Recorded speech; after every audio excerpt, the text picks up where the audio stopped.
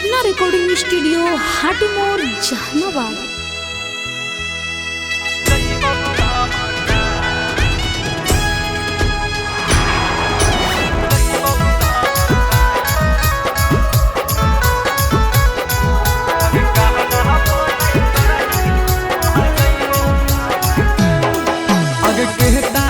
कठोर होई गे नी गे जान, अगर कहता ना कठोर होई गे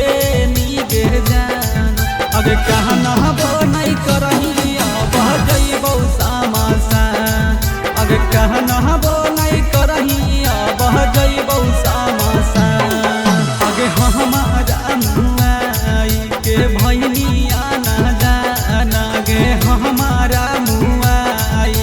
भैनिया ना जान, अगर कहना बो नहीं करही हम जइबौ सामासान, अगर लोहरबो नहीं गिरौ हम जइबौ सामासान।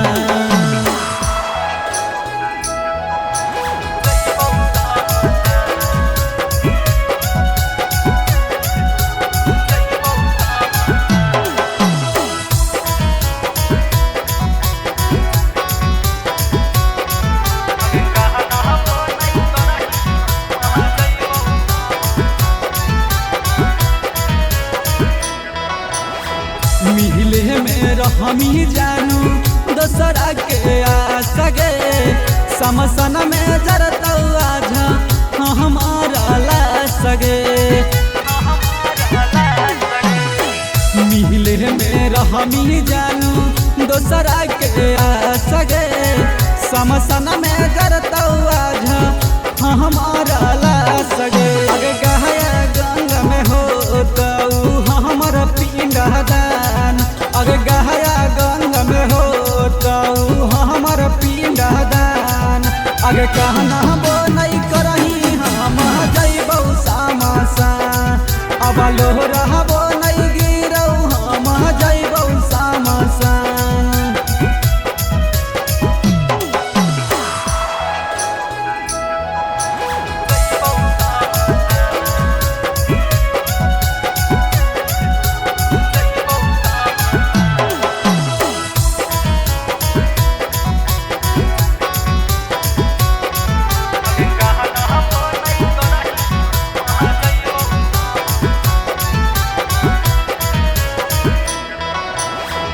अपन ओढ़नी आके देह दे कफन हमार पूरा हो जैतै हमर दिल के अरमानमा, अपन ओढ़नी आके देह दे कफन हमार पूरा हो जैतै हमर सोचल सपनामा, सहसी सरगम के कोई नी अगे आसी सहयादव के कोई नी बीरान, अगे कहना बो नहीं करही हम जइबौ सामासान, अगे लोहरा